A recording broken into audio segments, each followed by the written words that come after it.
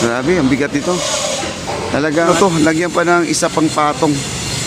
Ayan, pati na yung andam nyo.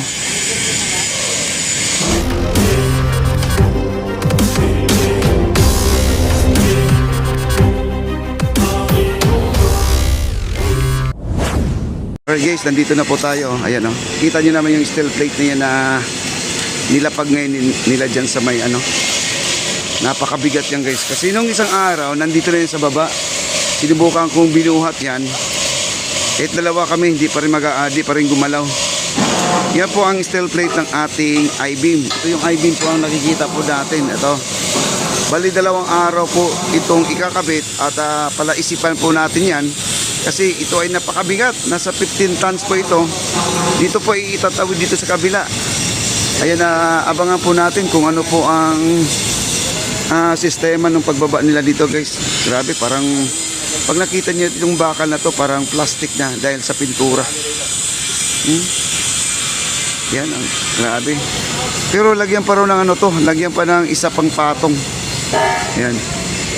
Ayan, balik tayo dito. Ayun na po, naisuksok na po nila guys oh. Kailangan talaga dito gumagamit pa sila ng chain block.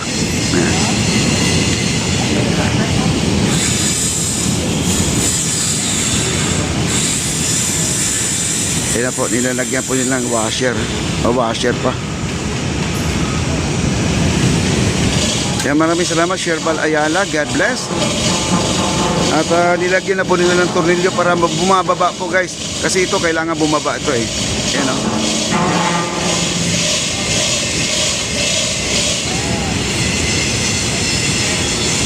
Puro stainless po, no?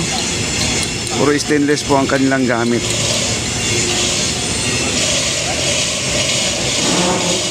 Para hindi daw kakalawangin ang sabi ni Bossing. Ayan, inatanggalan po nila ng ano, yung tawag nito. Kasi may mga excess yan sa welding, yung mga excess na yan. Kailangan po ay bubungiin nila, no? At ito naman yung isang malaking I-beam. Ayan, hinihila na po nila guys, oh. Ayan. At gumagamit po sila ng ano, yung chain block. Ito. Ang laki, oh. Hinihila nila. Ayan, oh, gumagalaw, oh.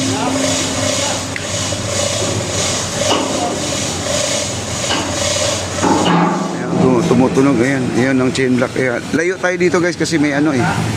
Ayan o, chain block o.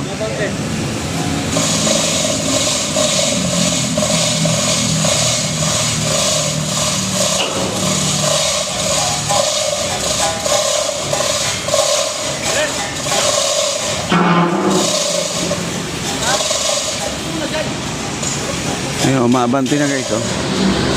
Grabe, ang bigat nito. Talagang ano na to, todo na to. Yan.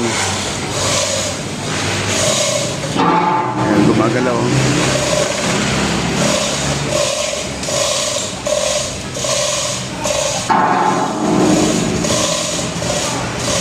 Kailangan pautay-utay lang guys, no, ang kanyang hila.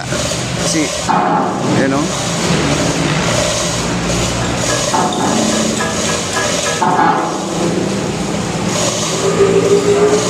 Ang chain block na ginagamit nila ay 10 tons. Pero itong I-beam natin, itong malaki ay ano na to, 5 tons lang to mga kaibigan.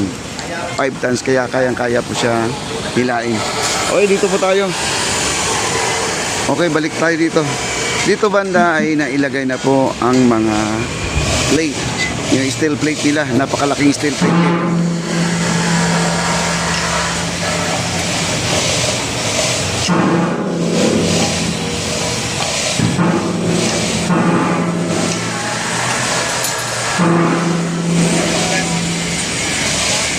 Grabe.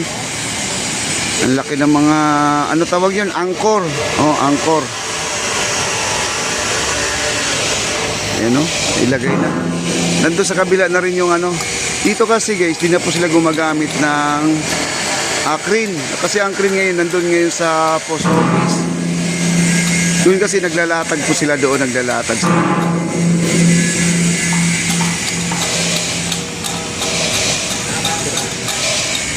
Ayun, ibababa na po nila. Ito din, ibababa pa rin to. Ito. Lumalagiki pa yung ating malaking I-beam dito na 5 tons mga kaibigan. Ito yung ginagawang pang-brace. Kasi ito guys, ito ha. Pag nailatag na to siya, itong dalawa dito sa kabila, itong ginagawa nila dito, yung magkabilang poste.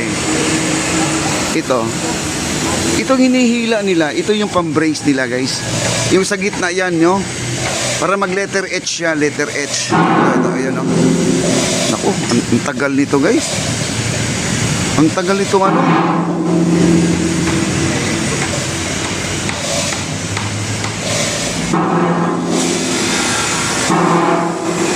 Grabe. Ang tagal nitong umusad guys. Siguro sa tingin ko baka maghapon to guys.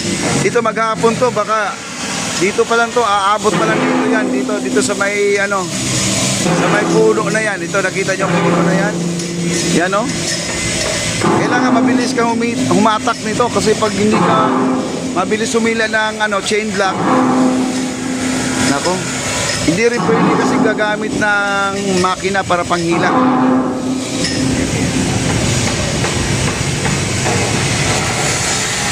Grabe, ang bigat oh. Ayan guys, oh, pinatungan na naman nila oh. Ayan, balikan mo natin oh. Kaya pinatungan na ulit nila. Nakailang patong na kaya to, yellow, tapos itong gray naman may patong pa.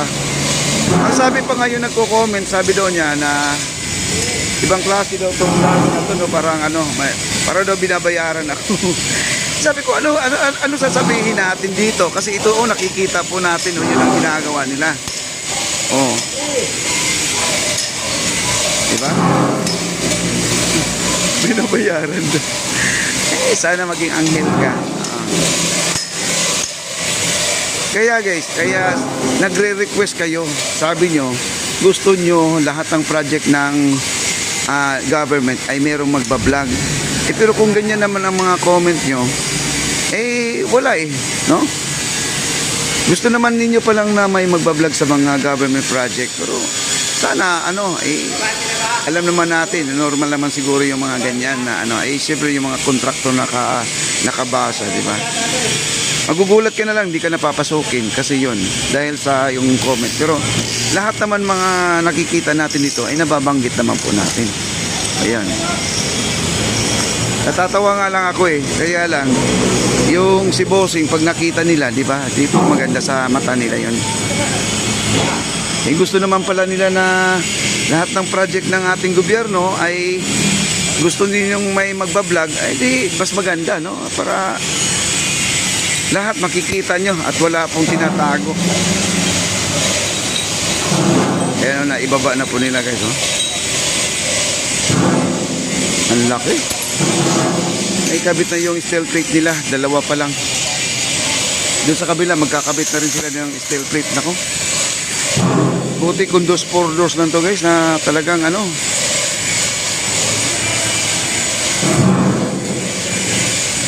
yan, ililipat nila yung andamyo. Ililipat na nila, doon na po sila sa kabila. Grabe.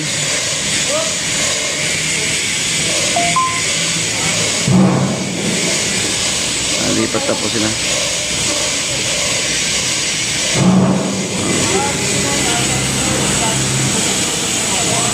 Okay. Ang ganda na.